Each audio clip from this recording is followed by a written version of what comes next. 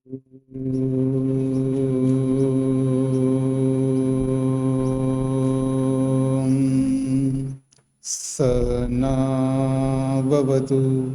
सहनौ भुनक्तु सह वीर्यं करवावहै तेजस्विनावधीतमस्तु मा विद्विषावहै। ओम शांति शांति शांति। योग दर्शन की कक्षा संख्या 112 है। चौथे पाद के 7वें सूत्र को लेकर के विचार चल रहा है। 4 प्रकार के कर्म। कृष्ण कर्म क्या होते हैं, यानी पाप कर्म, उसकी अलग प्रकार से परिभाषित करके वेद व्यास जी ने जो स्पष्ट किया है वो सबके सामने स्पष्ट है। और शुक्ल कृष्ण क्या होते हैं, यानी मिश्रित कर्म क्या होते हैं, ये जो स्पष्टीकरण किया है, इस स्पष्टीकरण को समझने की आवश्यकता है। इसकी चर्चा मैं और बाद में करूंगा। पहले पुण्य कर्म को लेकर के विचार करते हैं, फिर उस पुण्य कर्म के साथ फिर मैं वापस इस मिश्रित कर्म पर आता हूं। परिभाषा तो आपके सामने आ चुकी है। मिश्रित कर्म किसे कहते हैं, शुक्ल कृष्ण किसे कहते हैं, कंठस्थ है, बिना देखे बता सकते हैं संस्कृत में? वदतु।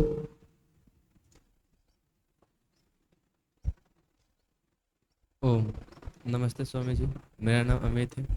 न श्रूयते। नमस्ते स्वामी जी, मेरा नाम अमित है। तत्र शुक्ल अशुक्ल तत्र शुक्ल कृष्ण कर्म परिभाषा। बाह्य साधना साध्य तत्र परपीडा गृह अनुग्रह द्वारेण कर्माशय प्रचय। स्पष्टं नास्ति। भवान् वदति तु सम्यक् अस्ति, पर स्पष्टं नास्ति। वदतु।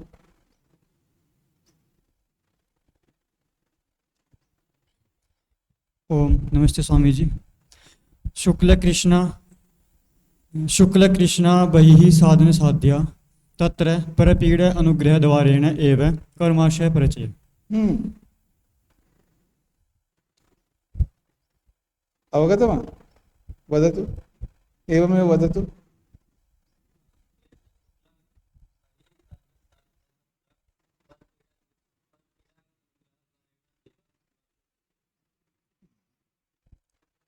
अब शुक्ल कर्म क्या होता है उसको समझने का प्रयत्न करते हैं। शुक्ला, शुक्ल कहते हैं पुण्य कर्म। सभी लोग परिचित है पुण्य कर्म से, पर वास्तव में पुण्य कर्म कैसा होता है इससे सभी लोग परिचित नहीं है। पुण्य कर्म के बारे में सभी लोग कहते हैं, पर वास्तव में पुण्य कर्म होता कैसे हैं उससे परिचित नहीं है। जो महर्षि वेदव्यास जी ने यहाँ पुण्य कर्म की चर्चा कर रहे हैं। शुक्ला तपः स्वाध्याय ध्यानवताम। शुक्ल कर्म कौन करते हैं, तो कहा तपः स्वाध्याय ध्यानवताम, जो तपस्या करते हैं। तपस्या तो आप भी करते हैं। स्वाध्याय, जो स्वाध्याय करते, स्वाध्याय आप भी करते हैं। ध्यानवताम, जो ध्यान करने वाले होते, ध्यान आप भी करते हैं। समझ रहे जी? यानी तप भी आप करते हैं, स्वाध्याय भी आप करते हैं और ध्यान भी आप करते हैं। ये तो रोज का काम है आपका, बाएं हाथ का खेल है आपका। पर ऐसा नहीं है। तो यहां कहा जा रहा है तप।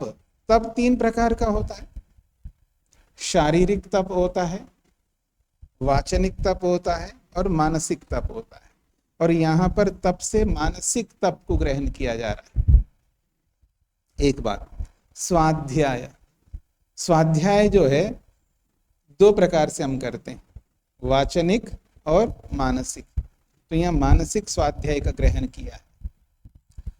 ध्यान जो है वो दो प्रकार से हम करते हैं, वाचनिक भी करते हैं और मानसिक करते हैं। तो यहाँ मानसिक ध्यान को लिया गया।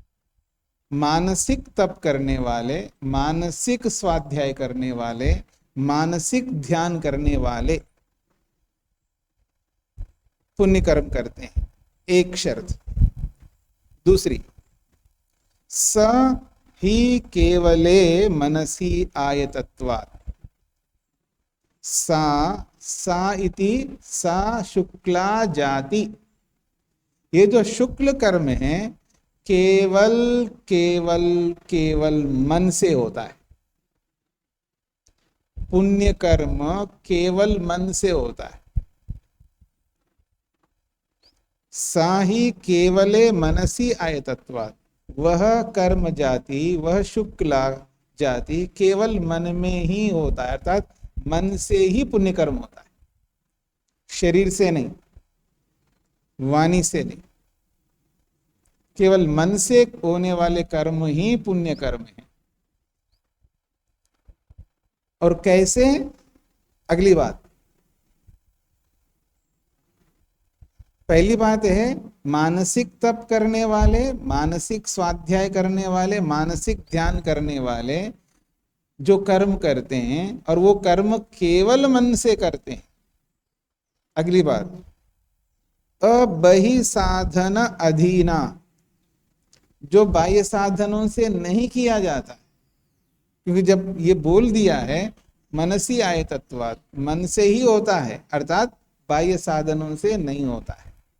पुण्य कर्म हाथों से नहीं होता, पुण्य कर्म वाणी से नहीं होता, पुण्य कर्म बाकी कर्मेंद्रियों से नहीं होता है। किसी भी कर्मेंद्रिय से पुण्य कर्म नहीं कर सकते।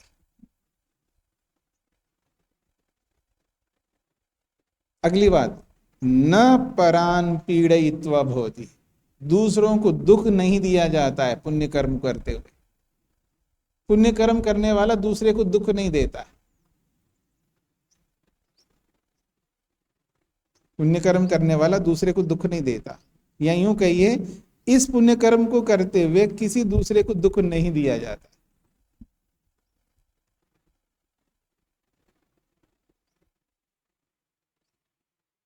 तो अब आप बोलिएगा, आप पुण्य कर्म करते हैं? पुण्य कर्म करते हैं? पुण्य कर्म होता है तपस्या करते हुए, स्वाध्याय करते हुए, ध्यान करते हुए, और केवल मन से करना है। बड़ा सरल है, पैसा नहीं लगता, कोई पैसा नहीं खर्च होता। पुण्य कर्म करने के लिए पैसा खर्च करने की जरूरत नहीं है। अगर दान दोगे तो पैसा खर्च होता है, और वो पुण्य कर्म भी नहीं है। बिना पैसा खर्च किए भी पुण्य कर्म कर सकते, और एक नहीं, दो नहीं, ढेरों लगातार पानी की तरह बहा सकते पुण्य कर्म। सरल है ना? नहीं है। इतना सरल होता ना, क्योंकि उसके लिए जिगरा चाहिए, जिगरा। उसके लिए शुद्ध मन चाहिए, शुद्ध मन। उसके बिना कैसे कर सकते हैं आप? भयंकर गुस्सा अंदर भरा हुआ है साथी के संग, उसके लिए, उसके लिए, इसके लिए कैसे करोगे पुण्य कर्म?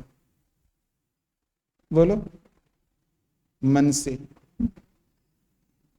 मन से पुण्य कर्म करने के लिए मन को पवित्र होना चाहिए ना। खैर, बताऊंगा आपको, परिभाषा को समझ लीजिएगा। शुक्ल कर्म कैसा होता है? तप करना है, याद रखना, जब आप मन से तप करोगे तो वाणी से भी तप करोगे। मन से तप करोगे तो शरीर से भी तप करना पड़ेगा आपको। ऐसा नहीं हो सकता कि आप मन से तप करते जा रहे लेकिन जब शरीर की बात आए तो आप करे नहीं, आप शरीर से भी करोगे। ये अलग बात है। अवस्था के कारण से जो तप आप मन से कर सकते हैं वृद्ध अवस्था में, हाँ, वही तप आप शरीर से नहीं कर सकते। आप अपनी अवस्था के हिसाब से आप देखेंगे तो ठीक है, कोई वृद्ध व्यक्ति है वो भागदौड़ नहीं कर सकता है, ठीक है जी, दिन भर रोड पे या कहीं पर भी खड़े होकर के या सेवा नहीं कर सकता। मैं माता जी को बोलूं जी आपको पूरे दिन में 100 बार जो है यज्ञशाला में सीढ़ियों में चढ़ के जाना है और आना है, 100 बार नहीं कर सकते। ये आपका तप है, कर नहीं सकते। और वही उनको कहो मन से करो, आराम से कर लेंगे। तो शारीरिक स्थितियों में आप शारीरिक तप नहीं कर सकते किसी विषय में।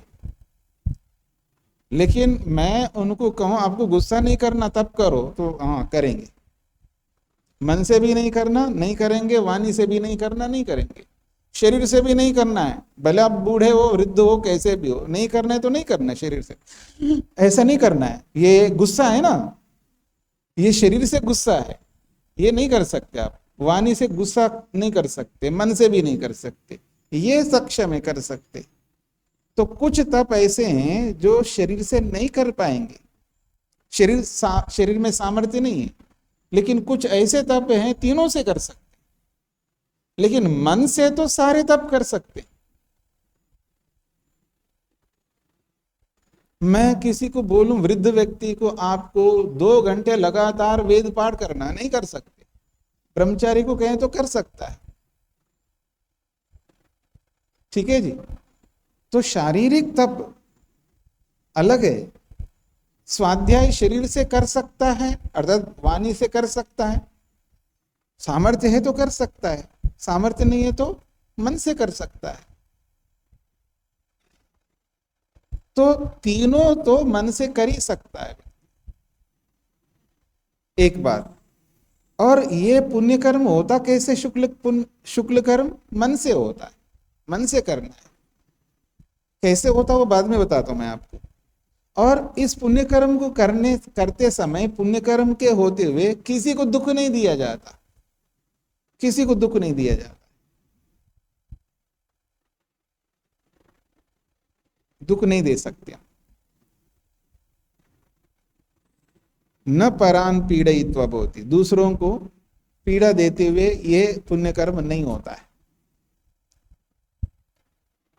और बाह्य साधनों का प्रयोग नहीं होता है। ये पुण्य कर्म की परिभाषा है।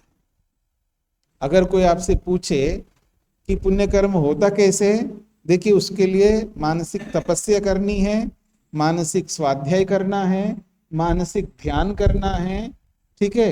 आपको केवल मन से ही पुण्य कर्म करना है, बाह्य साधनों का प्रयोग नहीं करना है, किसी को दुख नहीं देना।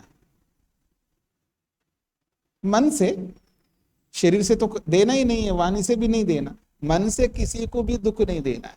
और इसको करते हुए किसी को दुख नहीं दिया जाएगा, तभी यह पुण्य कर्म होगा।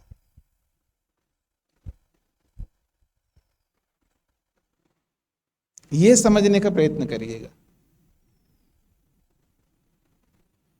एक माँ है, अपने बेटे के लिए, बेटी के लिए, पोते के लिए, पोती के लिए, ये अपने परिवार के लिए बहुत अच्छी भावना से, मन से उसके लिए कर्म करती है। करती है नहीं करती है?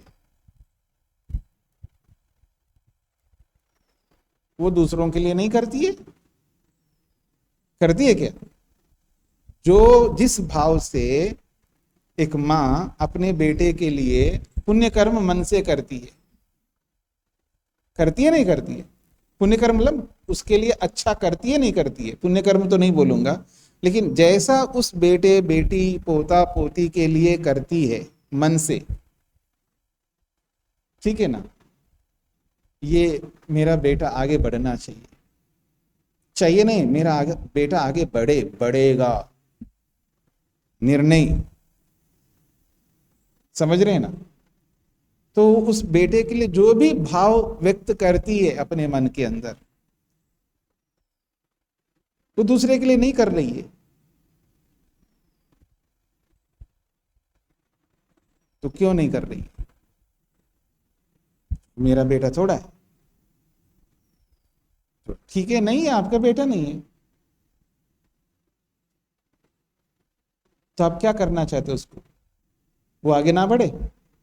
जब आप नहीं कर रहे, इसका मतलब क्या होता है?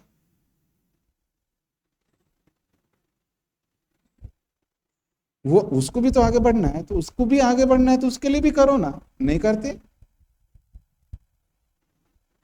तो आप क्या कर रहे हैं? आप उसके लिए क्या कर रहे हैं? अर्थात आप ये चाहते हैं कि वो आगे ना बढ़े? नहीं चाहते तो फिर करो ना प्रार्थना उसके लिए। समझने का प्रयत्न करिएगा। मैं अपने बेटे के लिए कर रहा हूं, अच्छी बात है, करना है, हर माँ करती है, हर पिता करता है, हर गुरु करता है, अपने के लिए सभी लोग करते हैं। मन से बात हो रही है, शरीर से बात नहीं हो रही है। शरीर से तो आप अपने बेटे के लिए करोगे, और मैं नहीं कह सकता शरीर से सबको करो। अगर मैं, जब हो नहीं सकता तो मैं कैसे करूंगा, बोलूंगा?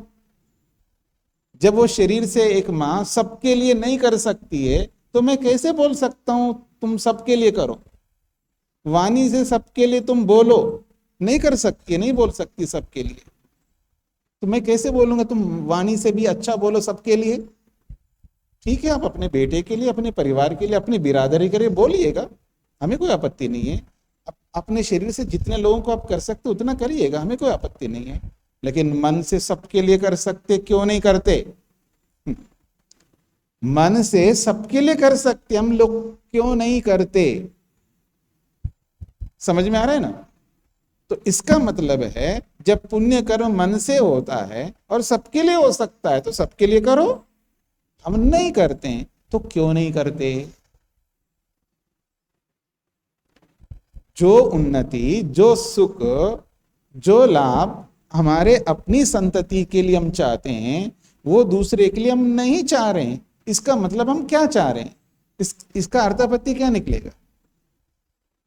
आप सोचिएगा। आप कहते नहीं जी हम ऐसा नहीं चाहते हैं, तो जब नहीं चाहते तो करो ना उसके लिए प्रार्थना। पैसे थोड़े लग रहे हैं, आप अतिरिक्त समय लग रहा है क्या? उसी समय में करना है आपको।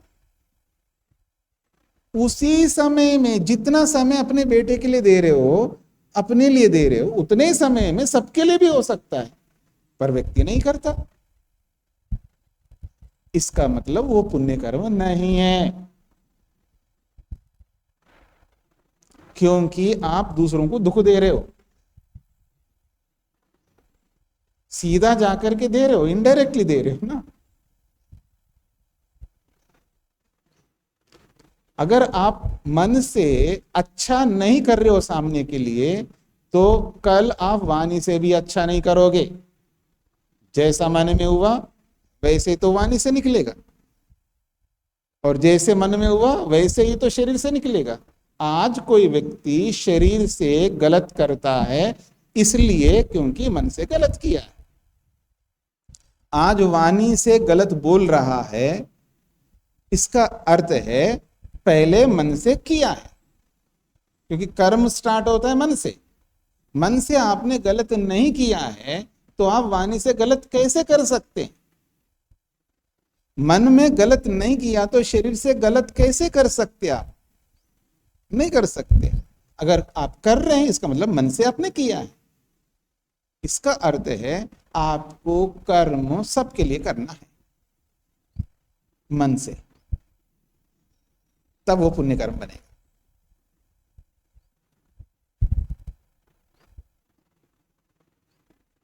इसीलिए शर्त लगाए ध्यान करो। किसका? परमात्मा का। जब परमात्मा का ध्यान करेंगे तो परमात्मा जैसा बनेंगे। तो परमात्मा सबके लिए करता है, तो आपको भी करना होगा। और आपको अलग से कुछ भी नहीं करना है, न अलग समय नहीं देना है और न कुछ खर्च करना है, उसी समय में सबके लिए करना है, उसी समय। तभी तो पुण्य कर्म बनेगा, अब नहीं तो नहीं बनेगा।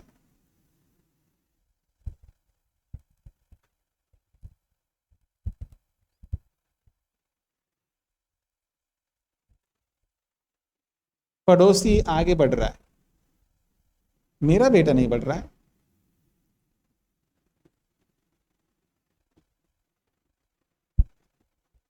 क्या रहता है मन में?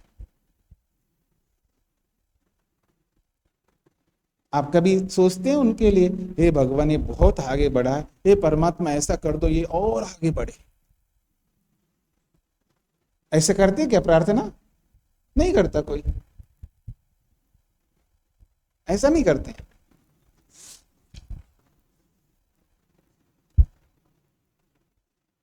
आपको उदाहरण देता हूं, इन्होंने एक दुकान खोल दिया मेरे दुकान के सामने, एकदम अपोजिट, रोड के इस साइड में मेरा दुकान है और सामने इनका दुकान है। अभी अभी खोला, मैं तो पहले से खोल रहा हूं। मैं क्या प्रार्थना करूंगा इनके लिए? हे भगवान इनका बेचारे अभी खोला है दुकान, बहुत बढ़िया इनका दुकान चलना चाहिए। क्या ऐसा प्रार्थना करूंगा मैं? ये जो ग्राहक है मेरे पास आए, ये प्रार्थना करूंगा? क्योंकि शरीर से हम वही करते हैं जो मन से करते हैं। जो हम मन से करते हैं वही तो शरीर से करेंगे। वाणी से वही बोलते हैं जो मन से बोलते हैं पहले। जब हम पुण्य कर्म मन से करना प्रारंभ करेंगे तो हमारी वाणी रुक जाएगी। मैं गलत नहीं बोल सकता, मैं हर रोज इनके लिए बोलूंगा, हे भगवान ये स्वस्थ रहे, ये निरोगी रहे, आगे बढ़े, हाँ ये बहुत अच्छे बने, ये करे वो करे। मैं रोज वही प्रार्थना कर रहा हूं जो मेरे अपने बेटे के लिए कर रहा हूं। और एक समय ऐसा आ गया और मैं वाणी से उनको कैसे डांटूंगा, कैसे गाली दूंगा, कैसे उस व्यक्ति को नीचे दिखाऊंगा? नहीं दिखा सकता। मेरा स्वभाव बदलेगा क्योंकि मेरा मन बदला हुआ है। यदि मेरा मन बदला नहीं है तो निश्चित रूप है समय आते ही उनको गाली निकालूंगा, समय आते ही उनसे गुस्सा करूंगा, समय आते ही पता नहीं उनके बारे में क्या क्या सोचूंगा, क्या क्या बोलूंगा। इसलिए पुण्य कर्म मन से होता है और यह पुण्य कर्म सबके लिए किया जाता है। हमें आपत्ति नहीं, यथा योग्य करिएगा ना, मन से भी यथा योग्य करिएगा, हमें कोई आपत्ति नहीं।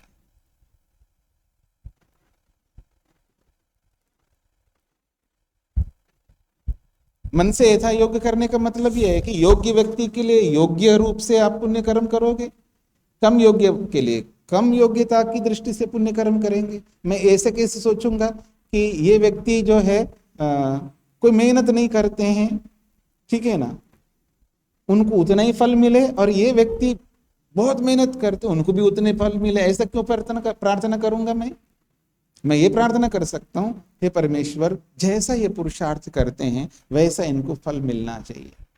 ये तो प्रार्थना करूंगा ना मैं। यथा योग्य प्रार्थना करने में कोई आपत्ति नहीं है, लेकिन करना सबके लिए, तभी तो पुण्य कर्म बनेगा।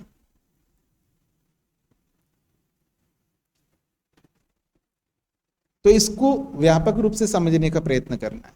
तो तप स्वाध्याय और ध्यान करने वाले जो पुण्य कर्म करेंगे वो दूसरों को दुख नहीं देते हैं, दूसरों को दुख न देते हुए पुण्य कर्म करते हैं और केवल मन से करते हैं। बड़ा सरल है। जब मेरा बेटा रोगी होता है तो उसके लिए मैं प्रार्थना करता हूं मेरा बेटा स्वस्थ हो जाए। उसी वक्त दुनिया में कितने लोग रोगी होंगे? तो सबके लिए एक साथ करो ना प्रार्थना। मेरे को क्या पड़ी है दूसरों के लिए? जैसे लोक में होता है ना कि अपने बेटे को बचाने के लिए मैं कुछ भी कर सकता हूं।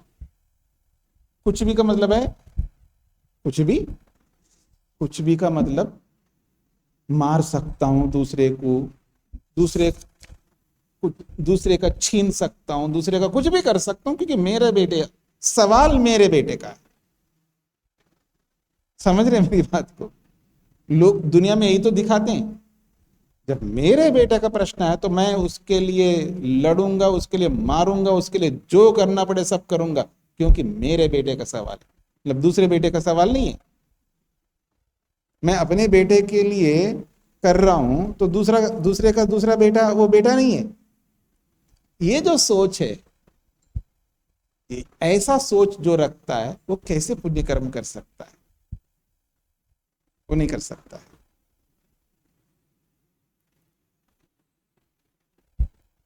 मेरा बेटा हो चाहे उनका बेटा हो, गलत गलत है। मेरा बेटा गलत है तो मेरे बेटे को भी मारूंगा, मारूंगा मतलब दंड दूंगा, और जो करना पड़े मेरे बेटे को दंड दिलाने के लिए वो सब करूंगा, क्योंकि उसको गलत है, गलत को दंड मिलना चाहिए। और दूसरे का बेटा सही है, उसके लिए जो करना पड़े वो करूंगा मैं, उसको दुख ना मिले, और इसके लिए जो करना पड़े वो करूंगा क्योंकि इसको दंड रूपी दुख मिलना चाहिए। ऐसा तब सोच सकता है, ऐसा तब बोल सकता है, ऐसा तब कर सकता है जब वो सबके लिए पुण्य कर्म करता है। उसके बिना कर नहीं सकते। इसलिए पुण्य कर्म करना इतना सरल नहीं है। पुण्य कर्म करने के लिए थोड़ा विशाल हृदय चाहिए, पुण्य कर्म करने के लिए बड़ा मन चाहिए।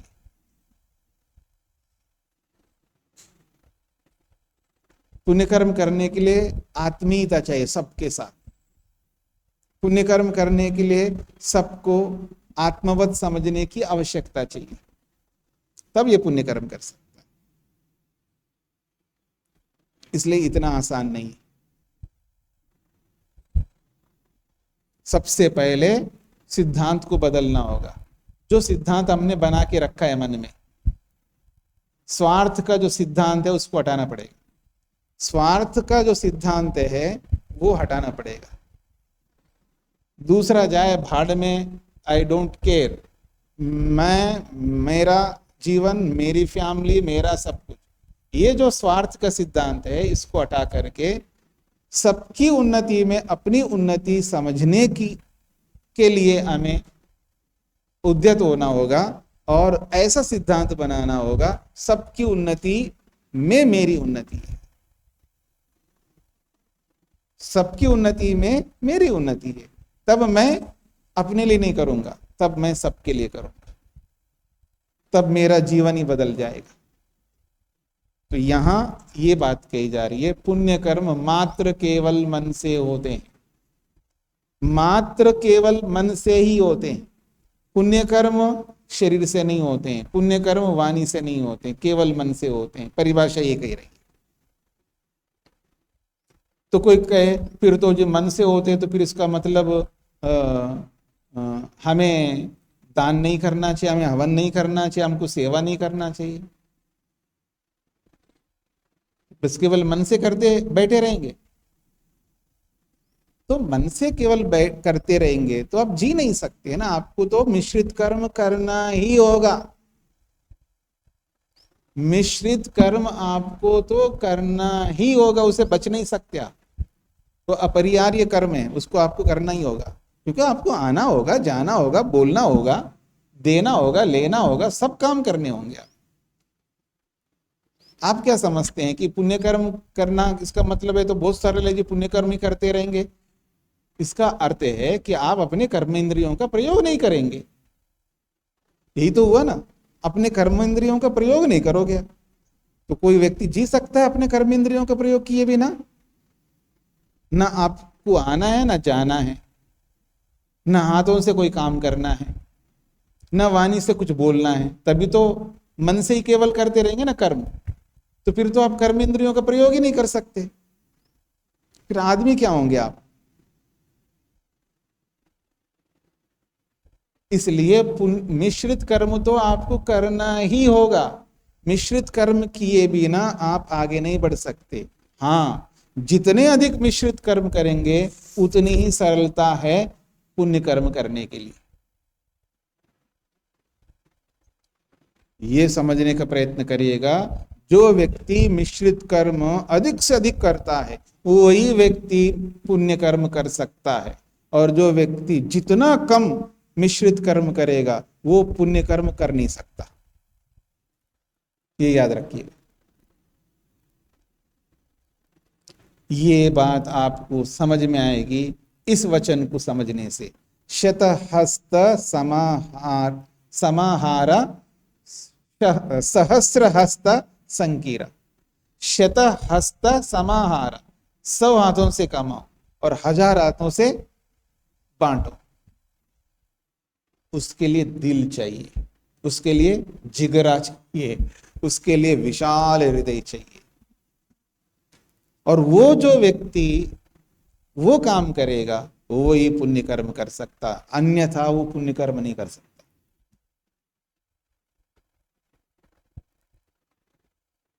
दिल खोल करके बांटता है ना, मतलब त्याग।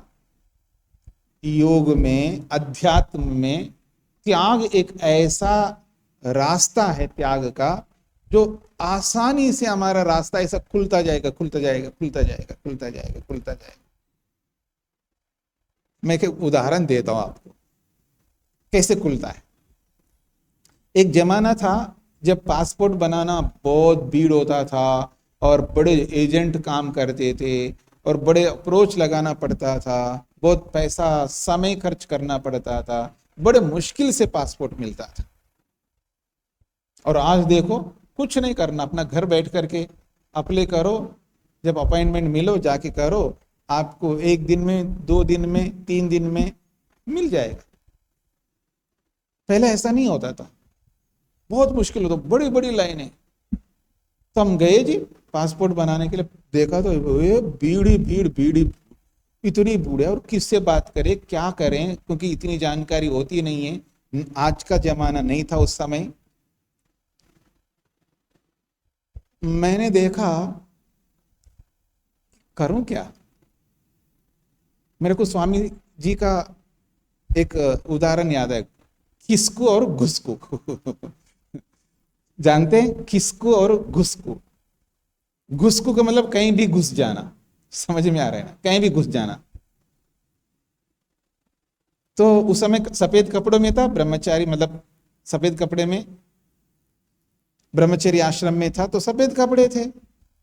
फिर मैंने क्या सोचा है, देखा जाएगा। और मैं ना आओ देखा ना ताओ देखा, मैं अंदर जाता जा रहा और सब लोग रास्ते देते जा रहे मेरे को। समझ में आ रहा है ना, मैं भी हैरान होता जा रहा है, क्योंकि कहीं मतलब उस जमाने में कहीं अंदर जाना तो मलाले को यूं जाए। हाँ, और मैं जाता जा रहा हूँ, सब रास्ता एकदम ऐसे जैसे वेलकम करते हैं ना लोग, ऐसे ऐसे सब रास्ते देते जा रहे हैं। मैं भी हैरान होता, गया गया गया गया गया और सीधा पासपोर्ट ऑफिसर के सामने जाके खड़ा हो गया। और जैसे टेबल पर उसका नाम देखा तो मेरे को समझ में आया क्यों मेरे को रास्ता मिल रहा है। कुछ समझ में आया। हाँ। तो सफेद कपड़े थे, तो सब लोगों ने सोचा कि ये कोई जैनी महाराज होगा, क्योंकि पासपोर्ट ऑफिसर जो थे वो जैनी थे। समझ में आ गए ना। और वो तो ऑफिसर है जी, वो अच्छे रैंक के होते हैं, तो उसने तो पहचान लिया मेरे ड्रेसअप को देख करके। तो अब उसके सामने खड़ा हो गया, पासपोर्ट ऑफिसर के सामने, तो स्वाभाविक है उन्होंने बिठा दिया। बिठा दिया, क्या किस लिए आया, तो मैंने कहा जी मेरे को पासपोर्ट बनाना था, आया। तो उन्होंने वहाँ मेरा डॉक्यूमेंट्स लिया, अपने हाथों में लेकर के बुलाया, उनको दे दिया डॉक्यूमेंट्स, भेजा उनको, और बस थोड़ी देर के बाद पासपोर्ट बना के तैयार अपने हाथ में थमा दिया उन्होंने। कुछ समझ में आया।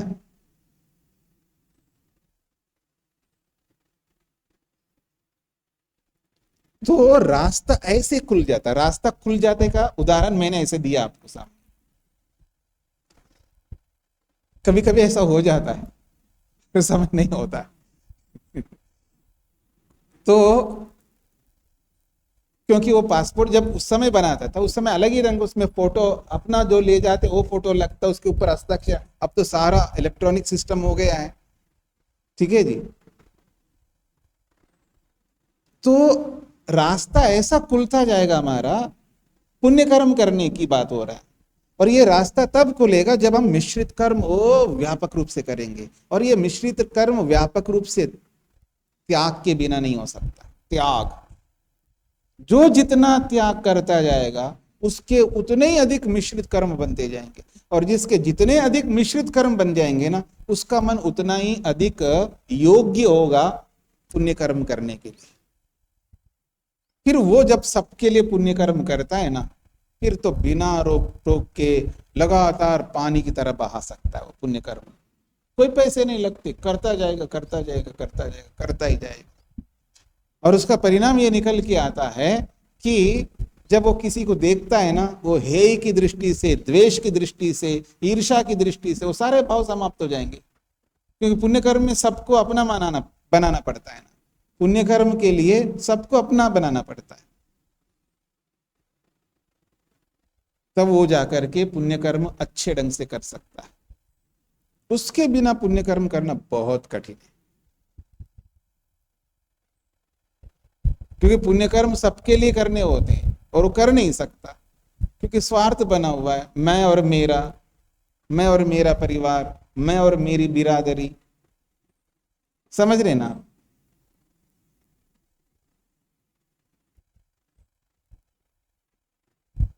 तो कितना कठिन होता है पुण्य कर्म करना। मैं एक जगह गया शिविर के लिए, 1 महीने रहा, शिविर करता रहा। मेरे बगल की कुटिया में एक वानप्रस्थी थे, मैं नमस्ते कर रहा, वो एजड थे। कभी पानी चाहिए तो पानी दे दिया, क्योंकि पहाड़ के ऊपर, तो कभी पानी दे दिया, कभी कोई विशेष बात नहीं किया मेरे से। फिर भी जो भी सामान्य रूप से एक मानवीयता के नाते जो भी सहयोग थोड़ा बहुत किया, ऐसा नहीं बोल रहा हूँ, थोड़ा बहुत जब कभी अवसर मिला सहयोग किया है। उन्हीं दिनों में एक दिन ऐसा व्यक्ति आया है और उनका प्रवचन कराया, और नाम के पीछे उनका टाइटल होता है ना, जैसे कोई रखता है पटेल रखता है, जैसे यहाँ होता है कोई ठक्कर ऐसा कोई ऐसे टाइटल होता है उनका। ऐसे वहां पर एक टाइटल उनका नाम के पीछे था, त्यागी। उस व्यक्ति को नहीं जानते वो वानप्रस्थी जी, और प्रवचन सुनने के बाद उनको अपने कुटिया में ले आए, उनको खिलाया पिलाया, खूब सारी बातें की, उसके बाद भेजा। बाद में पता चला कि भले आदमी, मैं सोच रहा था मन में बताऊंगा किसी को, 1 महीने रहा, मेरे से कभी ये तक नहीं कहा नमस्ते जी कैसे हो क्या हाल है, एक सामान्य बातचीत हो तो वो भी नहीं किया उन्होंने। क्योंकि त्यागी एक टाइटल देखा, बस वो अपना हो गया उनका। समझ रहे? बिरादरी, ये जो राग होता है, राग, कोई प्रांतवाद होता है, कोई जातिवाद होता है, कोई वर्णवाद होता है, कोई आश्रमवाद होता है। सन्यासी सन्यासी का साथ देगा, वानप्रस्थी वानप्रस्थी का साथ देगा, ब्रह्मचारी ब्रह्मचारी का साथ देगा, गृहस्थी गृहस्थी का साथ देगा। ये वाद है, ये सब बाउंडेशन है, ये सब परिधियां हैं लोगों की, मतलब संकुचित परिधियां ये सारी। और ये सब परिधियां जो है व्यक्ति को पुण्य कर्म से रोकते हैं। मैं ये कहना चाह रहा हूं, पुण्य कर्म से व्यक्ति को रोकते हैं सारे के सारे, अर्थात वो व्यक्ति को पुण्य कर्म करने नहीं देते। पुण्य कर्म के लिए सारे बाउंडेशंस रद्द करना होगा, इनको हटाना होगा। क्षेत्र नहीं बना सकते, मानव मात्र के लिए नहीं, प्राणी मात्र के लिए हमारा सोच बने, प्राणी मात्र के लिए हमारा सोच बने, तब जाकर के पुण्य कर्म होंगे। तभी मन से होने वाले प्रत्येक कर्म पुण्य कर्म बनेगा, प्रत्येक कर्म पुण्य कर्म बनेगा। दृष्टि बदल जाएगी व्यक्ति की।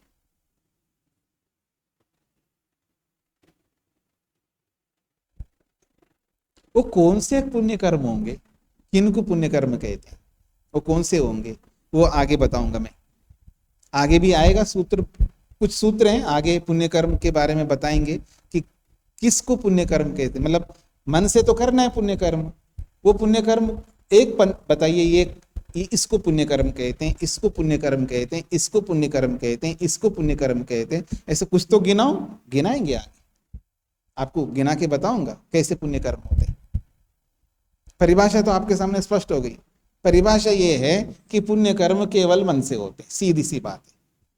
उस पुण्य कर्म करने के लिए दिल चाहिए होता है, और उस दिल को रखने के लिए आपको ढेरों मिश्रित कर्म करने होंगे, मतलब ढेरों त्याग करना होगा। अगर ढेरों त्याग नहीं करेंगे तो पुण्य कर्म करने का स्वभाव नहीं बनेगा, मन पुण्य कर्म को करने के योग्य नहीं बन पाएगा। तो पुण्य कर्म को बनाने के लिए मन को योग्य बनाना पड़ता है, उसको अधिकारी बनाना पड़ता, मेरा मन पुण्य कर्म कर सकता है, ये बनाना पड़ेगा।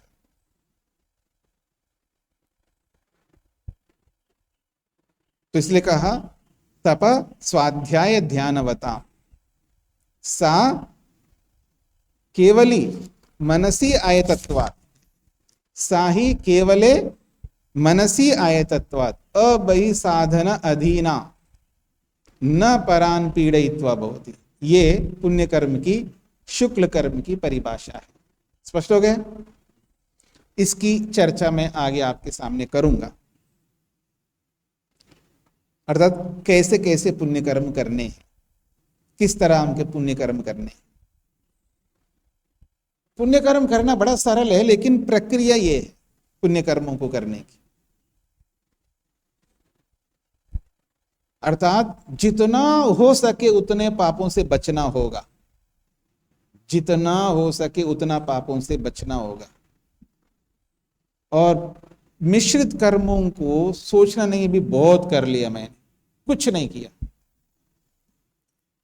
मिश्रित कर्म तो ऐसे करना होगा जैसे बहुत करना होगा, जितना हो सके उतना करना होगा। और उसके लिए समय का त्याग चाहिए, उसके लिए धन का त्याग चाहिए, उसके लिए हर चीज का त्याग चाहिए। जहां जिस कम त्याग, क्योंकि बिना त्याग के मिश्रित कर्म नहीं कर सकते। मिश्रित कर्म अधिक बनाने के लिए त्याग करना होगा, अपना त्याग करना पड़ेगा। मैं आपको उदाहरण देता हूं जो आपको समझ में आएगा। अगर मैं ब्रह्मचारी को कहूं मैं तब पढ़ाऊंगा अगर आप यहां 4 घंटे सेवा दोगे, भाग जाएगा। समझ रहे? वो नहीं रह सकता। 4 घंटे, 1 घंटे में से तो मैं चुरा लेता हूं समय, 4 घंटे कैसे करूंगा? करना पड़ेगा, नहीं कर पाएगा व्यक्ति।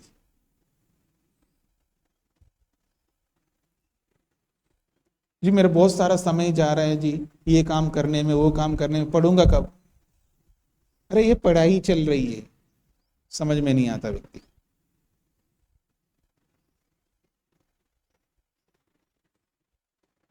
क्योंकि वहां त्याग हो रहा होता है, और त्याग में बहुत सीखता है व्यक्ति जब त्याग कर रहा होता है ना। जैसे मान लीजिएगा मैं त्याग करूं समय का, मेरे पास बहुत कम समय है और मैं समय का त्याग करूंगा, तो मेरा अपना व्यक्तिगत काम कम हो जाएंगे, तभी तो समय दे पाऊंगा। तो जब मैं त्याग करके जब दूसरों की सेवा करूंगा तो मिश्रित कर्म बढ़ते जाएंगे मेरा। जब वो मिश्रित कर्म बढ़ेगा ना, मेरा मन बदलता जाएगा उस कर्म के साथ साथ। जब मेरा मन बदलता जाएगा ना, मेरा मन पवित्र होने लगता है, क्योंकि सबके लिए काम कर रहा हूं ना। वो जो मिश्रित कर्म कर रहा है वो सबके लिए कर रहा हूं, बहुत लोगों के लिए कर रहा हूं। अगर मैं ढंग से व्यवस्था करूंगा तो बाकी सब लोगों को सुख मिलेगा ना, इसलिए तो सेवा कर रहा हूं मैं। तो 4 घंटा जो सेवा कर रहा है उससे कितने लोगों को सुख मिलता है? मिलेगा ना। उसका मन बदलने लगता है, उसका मन प्रसन्न होने लगता है, उसका मन अच्छा होने लगता है। फिर वो जब मिश्रित कर्म करने के, वो मिश्रित कर्म करके जब वो पुण्य कर्म करने लगेगा ना, उसको आसान हो जाएगा। आप उपनिषदों को देखिएगा, आप में से कितने लोग हैं जो उपनिषद जो पढ़े हैं? हाँ, वहां कितना आया है? पढ़ने के लिए बड़े मुश्किल से समय निकाल के गए गुरु के पास, उन्होंने सेवा में लगा दिया। पढ़ाते कुछ नहीं सेवा करो, एक गाय ले जाओ, एक गाय ले जाओ, इसको 100 गाय ला करके ले आओ, ये करो। यानी आप उपनिषदों को पढ़े, जितने भी शिष्य वहां पर उपनिषद में आपको देखेंगे, दिखाई देंगे, सब से उनको बिठाकर ही पढ़ाते हुए कोई ऐसा पाठ आया नहीं है। उपनिषदों में ऐसा कोई पाठ नहीं आया कि उनको बिठा करके पढ़ाया जा रहा है, ये सिद्धांत है, वो कुछ नहीं, वहां केवल सेवा ही आया। बस उनके काम करवा रहे हैं बैलों की तरह, काम करवाते गए, काम करवाते गए, काम करवाते गए, काम ही करवाते गए। फिर अंत में जाकर के थोड़ा सा बता दिया कि ऐसा करो। इतना करने के लिए इतना काम? हाँ, क्योंकि उसी काम में वो इतना सीख जाता है व्यक्ति, इतना सीख जाता है, इतना सीख जाता है, बहुत कुछ सीख। मैं कोई मजदूर करता है ना काम, वैसा मजदूरी करने के लिए नहीं बोला जा रहा है यहाँ पर। वो अलग मजदूरी है, ये मजदूरी नहीं है, ये सेवा है। इस सेवा में बहुत सीखता है व्यक्ति। एक ऐसे इन्वायरमेंट में, ऐसे माहौल में, ऐसे परिवेश में जब रहता है, वहां जो भी वो सेवा कर रहा होता बहुत कुछ सीखता है। उसका मन बदल रहा होता, उनका मन शांत हो रहा होता, उसका मन प्रसन्न हो रहा होता है। जीवन में यही तो चाहिए, वो शांत हो रहा होता है। मतलब वो केवल दूसरों के लिए समय दे रहा है, सेवा कर रहा है, खिला रहा है, पिला रहा है, ये काम कर रहा है, यही नहीं काम कर रहा है, उसके साथ वो शिक्षा बहुत सीख रहा होता है। एक बात बता दूं, ऋग्वेद, यजुर्वेद, सामवेद, चारों वेद, ये वो सारी की सारी विद्याएं जो भी गिनाए हैं, वो सब अपरा विद्या है। क्या है? अपरा विद्या है।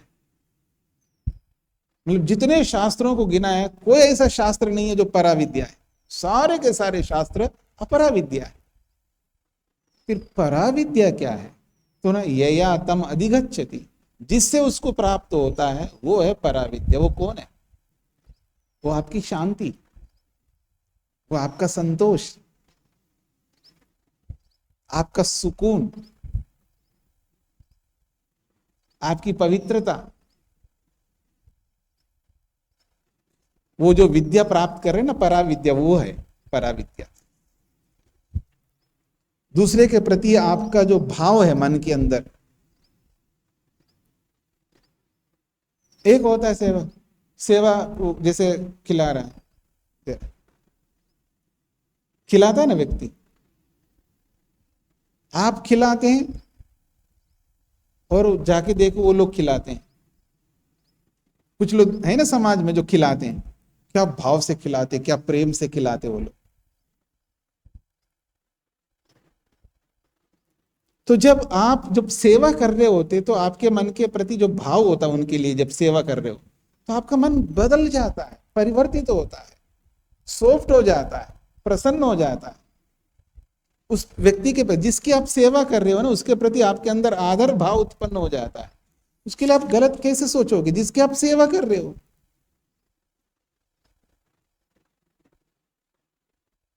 देखो, सेवा दो प्रकार से होती है, जबरदस्ती भी होती है और खुद खुशी से करता है व्यक्ति, मन से करता है व्यक्ति, आदेश मानता है, ईश्वर का आदेश मानता है, ऋषियों का आदेश मानता है, वेद का आदेश मान करके वो अपना कर्तव्य मान करके जब सेवा करता है, तब वो अलग स्थिति होती है। और एक जबरदस्त करना पड़ रहा है, अब क्या करें, अब यहाँ रहें तो करना तो है ही है, अब कोई चारा तो है ही नहीं है, कोई विकल्प तो है ही नहीं है, करो जैसे तैसे करो, कोई श्रद्धा नहीं, कोई प्रेम नहीं, कोई आकर्षण नहीं है जिसके लिए आप कुछ कर रहे हो। तो कर्म तो हो रहा है आपका, लेकिन वो कर्म वैसा नहीं हो रहा है जैसा होना चाहिए, और वो कर्म आपको पुण्य कर्म करने नहीं देगा। लेकिन वही आप श्रद्धा से, प्रेम से, ईश्वरीय आदेश मान करके कर्तव्य भाव से करोगे, वही कर्म आपको एक दिन पुण्य कर्म के लिए सक्षम कर देगा। इसलिए जो भी उपनिषद में जो शिष्यगण थे, उनसे जो सेवा करवाया गया है, वो सेवा के पीछे यही सारे भाव थे, और वो बहुत कम समय में बहुत अधिक सीखते थे वो लोग।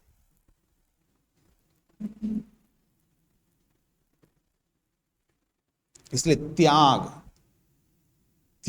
इतना सिखाता है, उसके मन को बड़ा पवित्र बनाता है। एक आदमी के पास 1 लाख रुपए है, उसमें से 1000 रुपए देता है वो, दान में, और एक आदमी है लाख में से 90,000 दे देता दान में। उसका मन देखो और उसका मन देखो, आपको पता लग जाएगा। तो समझ में आ रहा है आप सबको? और वो 90,000 जिनको बांटता उनके प्रति उसका मन कैसा रहता है? फिर जब उनके लिए जो भी वो सोचेगा करेगा तो किस भाव से करेगा। और जो 1 लाख में से 1,000 रुपए जो बांटता है, और वो क्या एहसान मांगता है, मतलब एहसान बताता है मैंने क्या किया आपके लिए, समझ रहे मेरी बात को? तो फिर वो उसका जो भाव अलग ही रहेगा। उसके मन में उनके प्रति ऐसा नहीं रहेगा जैसा भाव इसका रहता है। मैं दोनों की तुलना की दृष्टि से बोल रहा हूं। तो इसलिए अगर पुण्य कर्म कोई करना चाहता है, उसको मिश्रित कर्म ढेरों करने होंगे, और ढेरों मिश्रित कर्म किए बिना पुण्य कर्म करना बड़ा कठिन होगा। इतना आसान नहीं है पुण्य कर्म करना, क्योंकि पुण्य कर्म सबके लिए करना होता है। अब एक सास एक बहू के सामने जब खड़ी होती है, एक बहू सास के सामने खड़ी हो जाए, उनके मन के अंदर जो भाव चल रहे होते हैं, उन भावों में वो कैसे पुण्य कर्म करेंगे एक दूसरे के लिए।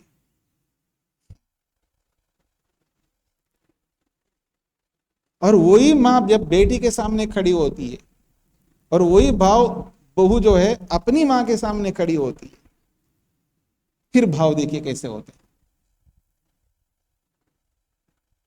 तो जो भाव सबके लिए एक जैसा होगा तो सबके लिए एक समान होगा। और ऐसा बनने के लिए क्या करना पड़ेगा? त्याग करना पड़ेगा। चू ना करे बहू, जो सास बोले करते जाए, समय जा रहा है जाने दो, जो भी हो फिर देखना। जब दिल से जब व्यक्ति करता है, इसका मतलब तो मेरा कुछ अस्तित्व ही नहीं है क्या? मेरा भी तो अपना अस्तित्व है। आदमी अपने अस्तित्व के लिए सब लड़ाई है। मेरा एग्जिस्टेंस तो है ना, मैं भी कुछ हूं ना, तो मेरा भी तो कोई आत्मसम्मान है ना। अरे कौन सा आत्मसम्मान है भाई? उसमें ज्यादा आत्मसम्मान है। जब आदमी दूसरे को समर्पित करता है ना, उसमें ज्यादा आत्मसम्मान है। फिर देखना एकदम भाव बदल जाएगा। जब कोई व्यक्ति आपका यूज कर रहा है ऐसा आपको लगता है, बाहर का व्यक्ति नहीं कह रहा हूं मैं, अपना ही व्यक्ति यूज कर रहा है, कब तक करेगा यूज?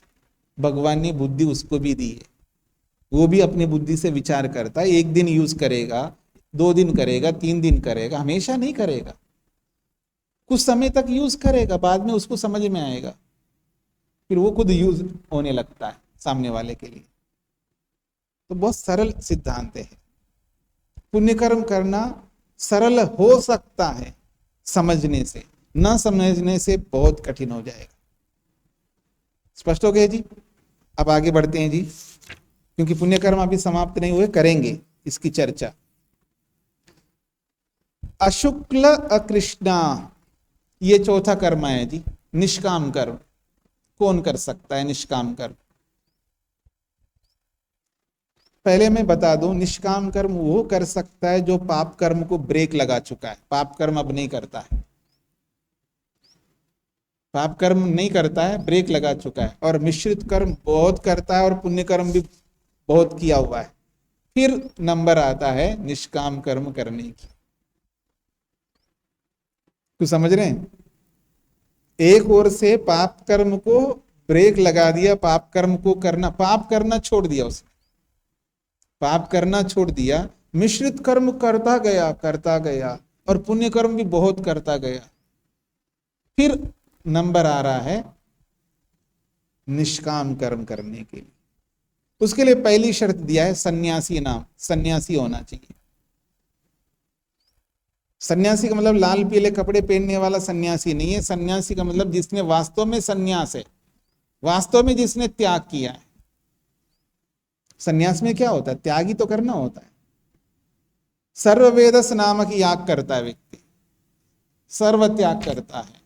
पहली शर्त त्याग, अर्थात सन्यास होना होगा।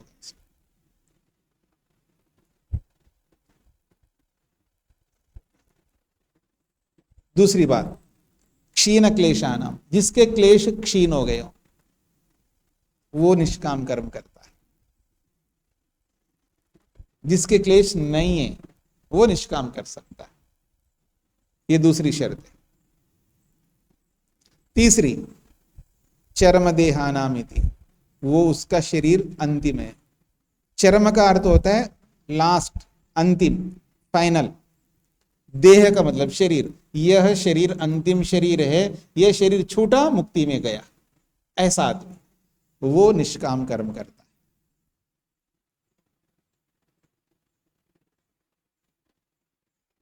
वेद व्यास जी कह रहे हैं, तीन शर्त दिए हैं। अशुक्ल अकृष्ण सन्यासी नाम, सन्यासी लोग ही करते हैं जो सर्वत्यागी होते हैं, जिन्होंने सर्ववेदस नामक याग किया है।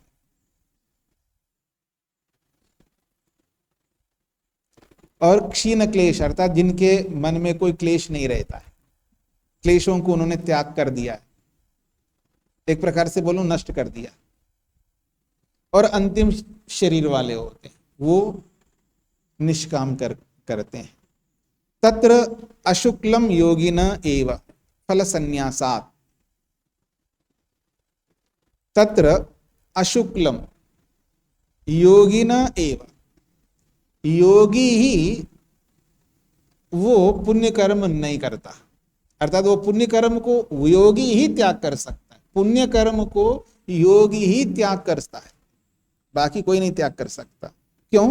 फल संन्यासात्, क्योंकि उसका फल उसने छोड़ दिया है। पर पुण्य कर्म का फल नहीं चाहता है, इसलिए वो अशुक्ल कर्म कर पाता है। क्योंकि पुण्य कर्म चाहता है ना व्यक्ति, पुण्य फल चाहता, फल चाहता है व्यक्ति। मैं इतना कर रहा हूं, उसका बदला तो मिल, फल तो चाहिए ना मेरे को। तो अगर ऐसा देखिए, पुण्य कर्म करना और उसका फल चाहना कोई बुरी बात नहीं है। शास्त्र कहता है आपने अच्छा किया तो अच्छा फल पालो ना। यह बात हो रही है, यदि मेरे को पुण्य का फल चाहिए तो फिर मुक्ति नहीं मिलेगी। मुक्ति चाहिए तो पुण्य के फलों को आपको छोड़ना पड़ेगा, अर्थात उन पुण्य के फलों को मुक्ति का कारण बनाना पड़ेगा। पुण्य कर्मों के फल को मुक्ति का कारण बनाना पड़ेगा, अर्थात उस पुण्य को मुक्ति के लिए करना होगा। समझ रहे मेरी बात? क्योंकि उसका फल नहीं चाहिए, लौकिक फल नहीं चाहिए, सांसारिक फल नहीं चाहिए, अर्थात मेरे को स्वर्ग नहीं चाहिए, मेरे को अगला जन्म नहीं चाहिए, मेरे को अच्छा जन्म नहीं चाहिए, मेरे को अच्छे माता पिता नहीं चाहिए, मेरे को अगला जन्म चाहिए नहीं है, अर्थात मेरे को इस पुण्य कर्म का अगला जन्म नहीं चाहिए। ऐसा जो सोच जिसका होता है वो निष्काम कर्म करता है। इसलिए कहा अशुक्लम योगी ना एवं, अशुक्ल कर्म योगी के ही होते। क्यों? फल संन्यासात्, क्योंकि उनके फलों को उन्होंने त्याग कर दिया, अर्थात वो स्वर्ग नहीं चाहते, अगला जन्म अच्छा नहीं चाहते। अकृष्णम च अनुपादानात्, और पाप कर्म कभी, पाप कर्मों का पाप कर्मों पर हाथ नहीं लगाते। अनुपादान मतलब पापों को ग्रहण ही नहीं करते, अर्थात पाप करते ही नहीं है, पापों को तो छोड़ चुके हैं, पापों को कोसों दूर छोड़ चुके हैं, पाप तो करते ही नहीं है। और पुण्य कर्मों का फल उनको नहीं चाहिए, तब वो निष्काम कर्म कर पाता है। पुण्य कर्मों का फल उनको नहीं चाहिए, पाप को छूते नहीं है, तब जाकर के वो निष्काम कर्म कर सकता है। इतरेषाम तो भूतानाम पूर्वमेव त्रिविधम इति, बाकी सभी लोग यानी योगी को छोड़ करके बाकी सब लोग पूर्वमेव त्रिविधम, बाकी तीनों कर्म कर सकते हैं, अर्थात वो पाप भी कर सकते हैं अवसरवादी बन करके, मिश्रित कर्म भी कर सकते हैं, और वो चाहेंगे तो पुण्य कर्म भी कर सकते हैं, लेकिन निष्काम कर्म वो नहीं कर सकते। क्योंकि निष्काम कर्म करने के लिए पुण्य कर्मों के फलों को त्याग करना पड़ेगा। नेकी कर कुएं में डाल, ऐसे बोलते हैं ना आप लोग। ऐसा जिसकी जिगरा हो, ऐसा जिसका मन हो, वो निष्काम कर्म कर सकता है। इतना ही नहीं है, ऐसा करने के लिए पहले पाप को त्याग करना पड़ेगा, पाप को सर्वथा छोड़ना होगा। पाप को करके फिर बहुत सारे अच्छे कर्म करो और उनका फल ना चाहो, तब जाकर के ये स्थिति आ सकती है। तो इसलिए ये जो निष्काम कर्म है ये हर कोई व्यक्ति नहीं कर सकता, उसकी अलग योग्यता बताई। ये तीनों शर्तों में कम से कम एक शर्त तो दिखाइए।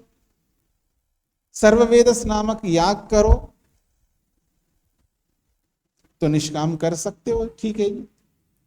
क्लेश ना रहे, तीनों में से एक तो कम से कम दिखाओ। एक भी नहीं है तो कैसे कहूंगा मैं कि ये निष्काम कर्म है? या आपके बोलने से, मेरे बोलने से मेरा निष्काम कर्म नहीं होंगे, समझ रहे ना? किसी के बोलने से वो निष्काम कर्म नहीं होता। देखो मैं निष्काम भाव से कर रहा हूं, इसका मतलब वो निष्काम हो गया, ऐसा नहीं होता। ये तो ऐसी बातें हैं जी, मैं आपको कुछ दान देना चाहता हूं, मेरा नाम नहीं आना चाहिए। अच्छी बात है जी, नाम नहीं आएगा आपका, ठीक है। तो वो ये सोचे निष्काम कर्म नहीं होगा वो। अगर आपको निष्काम कर्म करना था तो डालते ना, मेरे कमरे में डाल के जाते बिना बताए, क्यों जी? एक हुंडी रख लेता हूं मैं अपने गेट के बाहर, या यहाँ रख देता हूँ यदि में एक हुंडी, भाई नाम नहीं आना चाहिए, उसमें डाल देना लाखों रुपए, पता किसी को ना चले, तो भी निष्काम नहीं बनेगा ऐसा करने के बाद भी। समझ रहे हैं ना? तो निष्काम की योग्यता अलग है, वो योग्यता को प्राप्त करना है। हाँ, ये कुछ कारण हो सकते जी, पता ना लगे, कि मेरे पति को ना पता लगे, हाँ, मेरे परिवार को ना पता लगे, मेरे पड़ोसी को ना पता लगे, मेरे मित्रों को ना पता लगे, बिना मतलब वो मेरे से लड़ने लगेंगे, क्यों दिया, ऐसा किया, क्यों झंझट पालूं कि। अच्छी बात है, यहां तक ठीक है। भाई सरकार को तो पता लगना है सरकार को तो पता लगाना है ना, पेन नंबर देना होगा आपको, ठीक है जी, ऑडिट होगा, और पूछने पर बताना पड़ेगा आप इतना पैसा कहां से लाए, और बताना पड़ेगा आपको, बताना चाहिए, व्यवस्थित रहो। अगर आप कुछ करना चाहते हैं, भाव बदलो, भाव बदल करके करो ना, क्या फर्क पड़ता है? भाव बदल कर करने पे किसी को पता लगे तो भी कोई आपत्ति नहीं है, ना लगे तो भी कोई आपत्ति नहीं है। बल्कि मैं तो बोलता हूं जी, नाम आना चाहिए आपका, लोगों को पता लगे, लोगों को पता लगे, ताकि लोगों को प्रेरणा मिले। आप अपने भाव बदल लो, लोगों को पता लग जाने दो, क्या फर्क पड़ता है? ठीक है जी। तो वास्तविकता ये है कि निष्काम कर्म करना बड़ा कठिन काम है, पर वहां तक पहुंचने के लिए प्रक्रिया वही है। जहां तक हो सके पाप कर्मों को छोड़ते जाओ, मिश्रित कर्मों को बढ़ाते जाओ, और मिश्रित कर्मों को इतना करते जाओ ताकि मन जो है ना पुण्य कर्म करने के लिए योग्य बन जाए, वो पात्रता मिल जाए। फिर देखना पुण्य कर्म ढेरों होते रहेंगे। लेकिन बिना मिश्रित कर्म किए, बिना अधिक मिश्रित कर्म किए पुण्य कर्म करना बड़ा कठिन है। इस पर आप लोग विचार करके आइएगा। ओम शांति शांति शांति।